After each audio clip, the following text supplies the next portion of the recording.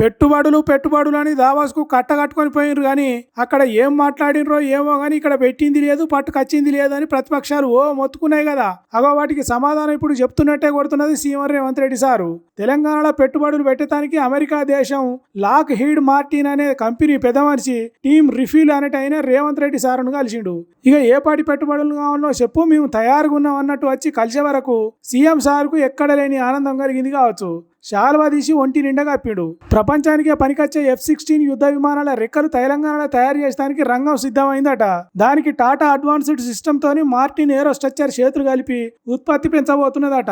అంటే పెట్టుబడులు వస్తున్నట్టే కదా, ఇక్కడోళ్లకు మంచిగా నౌకర్లు దొరుకుతాయన్నట్టే కదా, కాంగ్రెస్ సర్కార్ కష్టానికి ఫలితం దక్కింది అన్నట్టే కదా అని కాంగ్రెస్ పార్టీ కార్యకర్తలు మాట్లాడుకుంటున్నారట. అంత మంచిగానే ఉన్నది కానీ రేవంత్ రెడ్డి సారు దావోస్కు పోయి చేసుకున్న ఒప్పందాలెన్ని, ఇప్పటి వరకు తీసుకొచ్చిన పెట్టుబడులెన్ని, చెప్పింది కొండంతా చేసేది గోరంతా అన్నట్టే ఉన్నది మీ వ్యవహారం. అట్లాంటిది సొంత డబ్బా బాగానే కొట్టుకుంటున్నారు అన్నట్టు ప్రతిపక్షాలు ఇటు దిక్కు మాట్లాడుతున్నారట. ఎవరు ఎట్లా మాట్లాడినా ఎన్ని పెట్టుబడులు వచ్చినా తెలంగాణ పిల్లగాళ్లకు నౌకర్లు దొరకకుంటే అంత నార్తలు దన్నుకొని పోతే ఎన్ని పెట్టుబడులు వచ్చినా దండిగే అన్నట్టు మాట్లాడుతున్నారు ఈ ముచ్చట తెలిసిన వాళ్ళు.